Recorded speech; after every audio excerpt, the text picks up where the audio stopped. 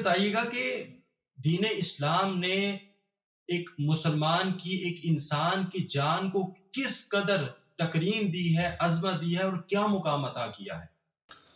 بسم اللہ الرحمن الرحیم. دیکھیں بڑی اچھی آج کی ہماری گفتگو ہوگی انشاءاللہ اس پر. یہ بڑا اچھا موضوع ہے.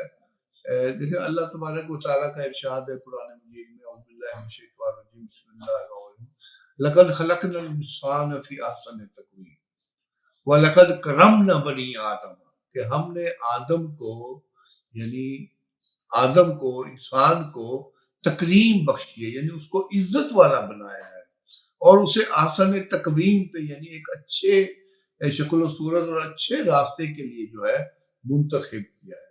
تو اللہ تبارک و تعالیٰ نے قرآن مجید میں بار بار کہا ہے کہ دیکھیں ایک انسان کا قتل جو ہے وہ ساری انسانیت کا قتل ہے، اور ایک انسان کو بچا لینا پوری انسانیت کو بچا لینے کے مترادف ہے.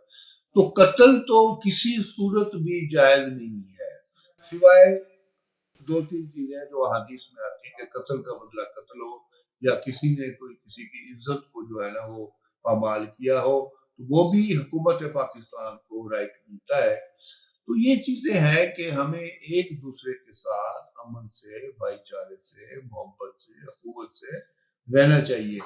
تو تکریم یہی ہے کہ ہم دوسرے کا احترام کریں، اس کے حقوق کا احترام کریں، اس کی عزت کا احترام کریں، اس کے نسب کا احترام کریں، اس کے مال کا احترام کریں، اس کی جان کا احترام کریں. تو یہ تورات میں بھی یہی حکم آیا تھا، اور وہی حکم کو اسلام میں یعنی قرآن میں بھی اسی کو کنٹینیو کیا گیا.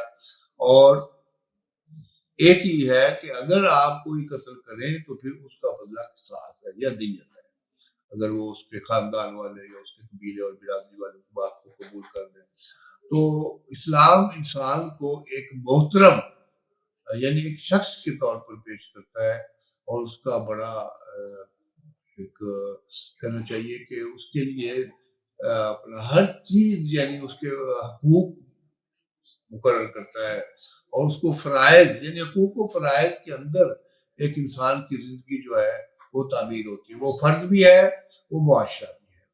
فرض ہے، فرض کے ناطے اس کو ذمہ داریاں ہیں، اس کے فرائض ہیں، اس کے حقوق ہیں، اور اجتماعیت میں بھی اس کا بہت بڑا مقام ہے. اسلام جو ہے وہ جہاں فرد کا خیال رکھتا ہے، ایک انسان کا خیال رکھتا ہے، وہاں انسانی معاشرے کو بھی وہ ایک ایسا معاشرہ دیکھنا چاہتا ہے وہ ایک مثالی معاشرہ ہو. شاہ ولی اللہ محدث دہلوی رحمۃ اللہ علیہ جو بر صغیر کے بہت بڑے محدث تھے، جنہوں نے اتفاقات کا نظریہ پیش کیا کہ ایک خاندان سے لے کر ایک مثالی معاشرے تک کیسے. دیکھیں ایک انسان جو ہے، ایک انسان، اکیلا انسان، جب اس کو ہم دوسرے انسان کے ساتھ، جن سے مخالف کے ساتھ، یعنی عورت کے ساتھ منسلک کر دیتے ہیں، وہ ایک خاندان بن جاتا ہے. اور یہ خاندان ہی آگے پھر مختلف خاندانوں میں اکٹھا ہوتا رہتا ہے، بدلتا رہتا ہے، بڑھتا رہتا ہے. تو جو اس طرح ایک پھر معاشرہ تعمیر ہوتا ہے، محلے تعمیر ہوتے ہیں، پھر شہر آتے ہیں. اسی طریقے سے ہمارے صوبے ہیں، ایک ملک بن جاتے ہیں، ایک اسٹیٹ بن جاتی ہے، ایک جس کو ہم سماج کہتے ہیں، ایک معاشرہ کہتے ہیں. تو سماج کے کچھ اصول ہوتے ہیں، ضوابط ہوتے ہیں. تو اللہ تبارک و تعالیٰ نے اس سب کے لیے ایک جو ہے ایک مرحلہ وار ہمیں جو ہے نا تعلیمات. تو انسان کا خیال رکھنا بہت ضروری ہے. انسان ایک دوسرے کا احترام کرے، ایک دوسرے کے حقوق کا خیال کرے، پڑوسی کا خیال کرے، اس کی عزت کو پامال نہ ہونے دے. اور یہ تورات سے لے کر انجیل، اور پھر انجیل سے لے کر قرآن تک جتنی تعلیمات ہیں، یہ ساری انسان کی قدر و منزلت کے لیے جو ہے نا موجود ہے. فَلْيُكْرِمْ جَارَهُ، اپنے جو پڑوسی ہے اس کا خیال کرے انسان.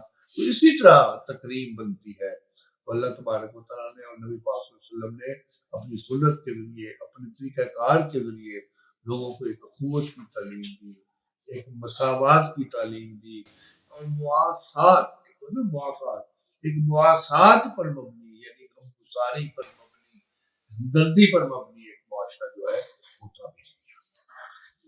جی بہت شکریہ سر آپ کا.